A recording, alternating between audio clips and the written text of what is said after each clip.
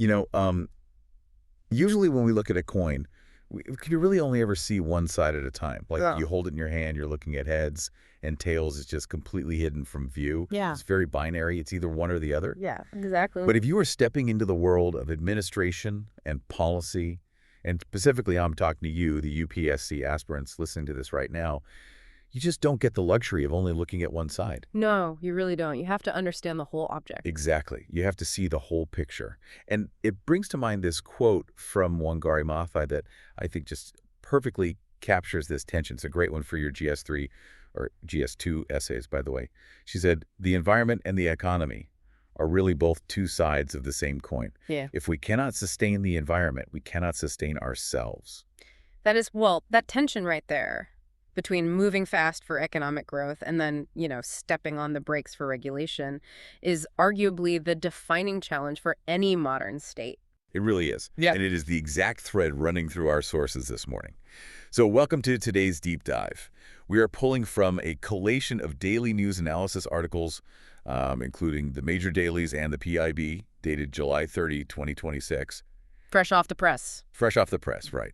Our mission today is to break down this morning's crucial news part by part. We're keeping it crisp, we're keeping it comprehensive, and most importantly, we are linking it directly to your UPSC CSE syllabus and previous year questions. Right, because that's what actually matters for the prep. Exactly. So let's jump right in. We're going to pull out the structural shifts happening across the country, starting right at the top with how the Supreme Court is forcing the government to balance that exact environment economy coin we just talked about. Yeah, this is a major pushback against executive overreach. It really is. For context, the Supreme Court just struck down the center's 2021 office memorandum. And this memo essentially allowed for retrospective or post facto environmental clearances. Yeah, and this is a massive ruling for environmental jurisprudence. I mean, for everyone taking notes, map this directly to your GS3 Environment and Ecology, specifically the EIA 2006, and your GS2 Polity syllabus on executive versus judiciary. Right, because we've seen PYQs on environmental impact assessments before, so how does this change things? Well, the core issue here is how the government actually goes about granting exceptions. The court didn't rule that the government can never, grant an amnesty to a project. Oh, they didn't? No. Under Section 3 of the Environment Protection Act of 1986, the state absolutely has the statutory power to grant exceptions. But, and this is the kicker, it has to be in the public interest. Okay, so what was the problem then? The problem was the method. They tried to do it through an administrative office memorandum. Which is, I mean, that's basically just an internal desk memo, right? Exactly. It's just an OM. It sounds to me like getting caught riding the train without a ticket and the railway administration saying you can just buy a permanent pass after the fact, like completely bypassing the actual railway laws. That is a great way to put it, yeah. I look at this and I have to wonder, does this officially kill the pollute and pay principle in India? Because it really seems like the executive was just taking a shortcut that bypassed the rigor of statutory law. It definitely dismantles the idea that you can just, build first and apologize later as a standard business practice. The court's legal reasoning is what makes this so critical to understand for the exam. Break that down for us. So you cannot use a simple administrative memo to override delegated legislation, like the 2006 EIA notification. The Supreme Court emphasized that this 2021 OM was basically creating a perpetual regime for post facto approvals. A perpetual regime, Yeah. wow. And when you do that, you are essentially violating Article 14. Equality before the law. Right, because it puts rule-following businesses at a severe disadvantage. Why follow the rules if you can just pay a fine later? And it also violates Article 21, the right to life and a healthy environment. That makes the distinction crystal clear. So if the government wants to grant an amnesty, it has to be narrowly tailored, finite, and done via a proper statutory notification, not a memo. Exactly. It has to go through the proper channels. You know, it reminds me of the Jan Vishwas Act from 2023. Oh, yeah, absolutely. Because there, the government successfully decriminalized minor regulatory offenses to improve the ease of doing business. But they did it the right way. They went through Parliament, changing the actual statutes. That is the perfect parallel to draw. In fact, the Jan Vishwas Act was actually referenced by the court to reinforce that the central government does have the power to formulate conditional amnesty schemes. But they have to do the work. Right. It requires the legislative process with all of its checks and balances. And, it's also worth noting the intense judicial history behind this current ruling. Oh, right, the recall. Yeah. This judgment followed a recall of an earlier 2025 verdict in the Vanashakti case. During that recall, Justice Ujjal Bhuyan wrote a very strong dissent. He argued that reversing the earlier stance overlooked the very fundamentals of environmental law.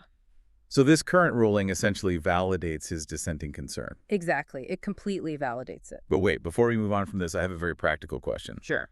For the projects that already received their post facto clearance under that 2021 memo over the last 5 years, does this ruling make them instantly illegal today? Well, the court anticipated that exact chaos, so they ruled that the decision applies prospectively. Okay, so existing retrospective clearances remain valid for now. Yes, for now, unless they are individually challenged in court. Got it. Okay, so we have the judiciary holding the executive accountable. But the idea of accountability works in the other direction too, right? Especially when we look at how the state deals with individuals actively evading the law. Oh, absolutely. This is a huge shift. Yeah, there's a fundamental shift happening in the criminal justice framework.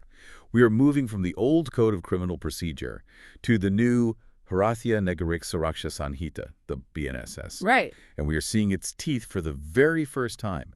There's a trial in absentia beginning in a Delhi court against an absconding gangster, Kapil Sangwan. Yeah, and this is just unprecedented in the modern Indian legal context. I mean, under Section 356 of the new BNSS, the state is proceeding against Sangwan.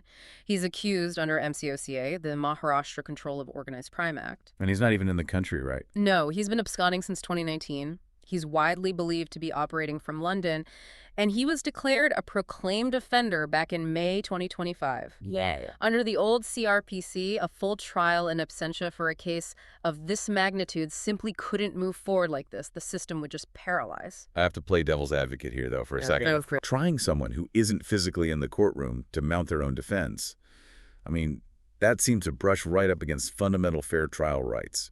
The old system, for all its flaws, waited for the accused so they could face their accuser. How does the BNSS justify bypassing the physical presence of the defendant? Well, it is the ultimate tightrope walk, right, between delivering timely justice and upholding constitutional rights. The drafters of the BNSS recognize that globalization makes it just way too easy for well-resourced syndicates to paralyze the Indian judicial process simply by crossing a border. True. You just hop on a plane and the trial stops. Right. So to protect fair trial rights, they didn't just remove the requirement for physical presence. They built a highly sequential, very strict obstacle course of procedural safeguards. Okay, let's unpack those safeguards then, because the mechanism is what really matters here for GS2. They can't just declare someone absent on a Tuesday and convict them on a Wednesday. No, far from it. First, the individual must already be officially designated as a proclaimed offender. Second, the prosecution must prove to the judge that the person is absconding specifically to evade this trial and that there is no immediate prospect of their arrest. So they have to prove intent to evade. Exactly. And procedurally, the court has to issue at least 2 non-bailable warrants with a mandatory 1-month gap between them. A 1-month gap. Yeah. And after that, notices must be published in national and local newspapers, and the individual's known relatives must be officially informed. Okay, so the state has to create this exhaustive, documented paper trail, proving they exhausted every single avenue to bring the person to court physically. Yes. And even when the trial begins, the accused isn't just left defenseless. The court assigns a legal aid counsel to represent their interests, cross-examine witnesses, and challenge evidence, which has actually happened in the Sangwan case. Oh, really? Yeah. But the critical outcome is that if the trial results in a conviction, the judgment has full legal force. Wait, so if the absconder is ever apprehended later or extradited? They don't get a do-over trial. They go straight to prison. Wow. It completely flips the leverage. Entirely. That is a massive structural update, shifting power back to the institutions. But, this theme of institutional modernization isn't just about catching fugitives. It's also about protecting citizens, specifically the youth entering the workforce. Oh, this is a very interesting pivot in today's news. Right. The sources highlight a really fascinating contrast today in how the state handles vulnerability. On one hand, the Lok Sabha just passed the Public Examination Prevention of Unfair Means Amendment Bill 2026. Right. And this is a direct, hard-hitting legislative response to the NEET UG protests and the exam leaks that completely dominated the earlier part of the year. Yeah, the government is clearly attempting to completely deter the organized syndicates that compromise these exams. Absolutely. And looking at the mechanics of the bill, they're doing it by fundamentally changing the risk-reward calculus. Under the original 2024 Act, the penalties were stern, but this 2026 amendment pushes them into a completely different tier entirely. Yeah, the numbers are staggering now. Mm-hmm. For individuals caught using unfair means, we are looking at imprisonment of 5 to 10 years and a fine up to 50 lakh rupees. 50 lakh. That is life-ruining money for most people. It is. But the real hammer drops on the service providers. You know, the testing centers, the software vendors. That's the structural shift. You don't just punish the student buying the leaked paper, you annihilate the institution selling it. Exactly. Service providers now face a maximum fine of 5 crore rupees, and crucially, an 8-year debarment from conducting any public examinations. In the business of educational testing, an 8-year ban is essentially a corporate death sentence. It absolutely is. They are done. The bill also establishes fast-track special courts specifically for these cases, which is critical because historically leak investigations dragged on for half a decade. Oh, easily. By the time a verdict was reached, the affected students had already aged out of eligibility for the exam they were fighting for in the first place. Speed is the actual remedy here. Definitely. Now, it is also important to note the political climate surrounding this, just to keep our analysis neutral and comprehensive. The bill passed amidst severe opposition protests in the House. Right, though the protests weren't really about the bill itself. No, they were about alleged police actions against student demonstrators in Delhi during those initial NEET protests. Yeah, and the government defended the police response on the floor, stating that utmost restraint was exercised by law enforcement. Which just underscores how incredibly volatile the issue of employment and merit is right now in the country. India's much-discussed demographic dividend rests entirely on the youth, trusting that their hard work will actually translate into a fair opportunity. Right. When that trust fractures, it becomes a major governance crisis. Which makes the second part of this workforce discussion so ironic to me. Parliament is moving at warp speed to protect students entering the workforce with this exam bill. But on the international stage, India is pumping the brakes on global treaties for millions who are already working. You're talking about the ILO decision. Yeah.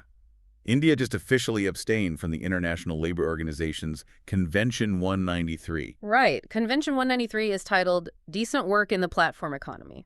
And it is a landmark moment globally. I mean, it's the first binding international treaty specifically designed to guarantee basic rights like minimum pay transparency and Social Security for gig and platform workers.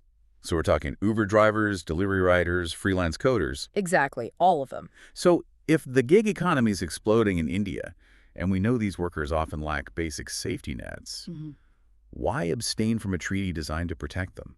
I mean, it seems totally contradictory to the domestic push for youth protection we just discussed. It does look contradictory on the surface, but it really comes down to the mechanics of international diplomacy versus domestic lawmaking. Okay, break that down for us. Well, the ILO operates on a unique tripartite system, meaning decisions are made jointly by representatives from governments, employers, and workers. Okay. When the ILO passes a convention and a member state ratifies it, it becomes binding international law, subject to global oversight. Ah, okay. So India's abstention isn't necessarily a rejection of the concept of gig worker rights. It's more of a refusal to sign a legally binding global contract before the domestic laws are fully ironed out. Precisely. India's official diplomatic stance is often to endorse the broad principles of these global standards, but withhold official ratification until national laws are in absolute conformity. Which makes sense. Yeah, and India actually passed the Code on Social Security back in 2020, which is one of the few national laws globally that explicitly includes provisions for gig workers. Right. However, implementing that code across all states, setting up the welfare boards and funding the mechanisms, that takes years. Yeah. If India ratifies Convention 193 today, it invites immediate international scrutiny and potential sanctions for falling short on a treaty while domestic implementation is still underway. Okay, so it's the difference between agreeing with the destination and agreeing to let someone else drive the car. That is a great analogy, yeah. That pragmatic approach to statecraft leads us perfectly into our final major area of analysis, the macro trajectory of the nation. We are looking at two massive, long-term structural shifts in our sources today, one in defense and one in demographics. Let's start with defense. The editorial today focuses on India's transition from 17 single-service military commands to 3 integrated theater commands. Yeah, and this is arguably the most significant reorganization of the Indian Armed Forces since independence. For decades, the Army, Navy, and Air Force operated largely in their own silos. Right, with their own procurement, doctrine, command structures. Exactly. Theaterization integrates them under unified commands based on geography or specific operational theaters, like a maritime command or a northern border command. To put it in corporate terms, it's like taking 3 massive, entirely isolated departments, say hardware, software, and marketing, and dissolving them to create agile, cross-functional product teams. Right. It makes you faster, but the editorial warns about a dangerous dip in capability during the transition. Well, yeah, because when you reorganize the furniture on that scale, there is always friction. Always. The author makes a brilliant distinction, actually, between defense preparedness and military readiness. Okay, what's the difference? Historically, India has focused on preparedness, which is basically an inventory exercise. It's measuring the 4 M's: money, manpower, machines, and material. Okay, so it's asking, do we have enough tanks? Do we have 1 million soldiers? Right. Do we have the stuff? But the shift needs to be toward military readiness, which asks, if a conflict breaks out tonight, can these integrated units actually communicate, deploy, and execute a joint mission seamlessly? Ah, so it's execution, not just inventory. Exactly. And the editorial suggests that to bridge this gap during the theaterization process, India needs a robust framework overseen by a proposed Defense Readiness Council to measure actual operational capability. And the manpower aspect of that military equation is directly impacted by the other massive shift in our sources. India's total fertility rate, the TFR, has officially declined to 2.0. Yeah, which puts us just below the demographic replacement level of 2.1. This is a watershed moment for the country. It really is. But what's crucial to understand is the underlying mechanism. The sources emphasize that this is a policy story, not a demographic crisis. When you say policy story, you mean this isn't the same situation as Japan or parts of Western Europe where the population is rapidly aging out and the workforce is just collapsing? Exactly. Our decline to a 2.0 TFR is driven largely by the fulfillment of previously unmet family planning needs and a gradual cultural shift away from intense son preference. Right. We still have high marriage rates and a relatively early age at first birth compared to the West. The population is stabilizing and transitioning. It's not collapsing. And if we tie that stabilizing demographic back to the military reform, it actually paints a very cohesive picture. Well, the future of defense doesn't rely on deploying sheer masses of infantry anymore. Modern warfare is about integrated, tech-heavy, highly trained joint forces. So a stabilizing population, a TFR of 2.0, allows the state to invest heavily in the quality of training, the AI integration, and the technology per soldier, rather than just managing the logistical burden of a massive, continuously expanding quantity of recruits. Oh, wow. Yeah, it perfectly illustrates how macroeconomics, societal trends, and national security are entirely interdependent. Everything is connected. It really is. Now, before we wrap up, I think it is worth looking at how these themes of modernization and system updates are rippling across almost every other sector this week. For the prelims rapid-fire round, Let's do it. just skimming through the rest of the daily briefs, you see the exact same pattern of recalibration everywhere. You certainly do. In the economic sphere, the Ministry of Statistics and Program Implementation MOSPI has officially revised the base year for the Consumer Price Index. Oh, this is a big one. Yeah, they are moving it from 2012 to 2024, and they're relying on the latest Household Consumption Expenditure Survey, which will finally give us an inflation metric that reflects modern spending habits. Much needed. And we are seeing it in healthcare, too. The drug regulator, CDSCO, just granted marketing authorization to Qdenga. Right, which is India's first approved dengue vaccine. Exactly. And the critical mechanism to understand there for prelims is that it provides protection against all 4 dengue virus types, but specifically for those who have been previously infected. Good distinction to make. Even on the cultural and governance fronts, the parameters are being updated. The Rajya Sabha just passed a bill bringing the national song Vande Mataram under the purview of the Prevention of Insults to National Honor Act 1971. basically giving it the same statutory protection as the national flag. And in terms of social welfare and digital governance, the cabinet approved the PM Vidyalaxmi scheme. This offers collateral-free education loans, and it's directly aligned with Sustainable Development Goal 4. Simultaneously, India has signed memorandums with 24 countries to export our digital public infrastructure. So systems like UPI and DigiLocker are going global. Exactly. Even internal security is getting a structural update, with the anti-narcotics task forces in every state now designated to function as the secretariats for the Narco Coordination Center, fusing anti-terror and anti-narcotics intelligence in areas affected by left-wing extremism. It is a remarkable sweep of systemic updates across the board. It really is. So, to bring it all together for you today, we've watched the Supreme Court force the executive to respect statutory boundaries on environmental clearances. We've seen the criminal justice system evolve with the BNSS to try absconders and absentia. We examined the tightrope of youth employment rushing to pass draconian anti-leak exam laws while carefully abstaining from binding international gig worker treaties. And we mapped out how a stabilizing fertility rate of 2.0 perfectly complements the military's shift toward integrated theater commands. All different facets of a state trying to modernize its machinery to match a rapidly changing reality. Absolutely. Which brings us to a final thought for you to carry into your day. As India aggressively updates its economic metrics to a 2024 base year and its criminal codes to a 2026 standard, ask yourself, are our traditional foundational bureaucratic structures truly ready to govern an AI-driven gig economy workforce? Or is the administrative machinery still operating on a 20th century base year? That's a great question to ponder. Let that question sit with you as you tackle your reading today. Keep digging into the why behind the news, and we'll see you on the next deep dive.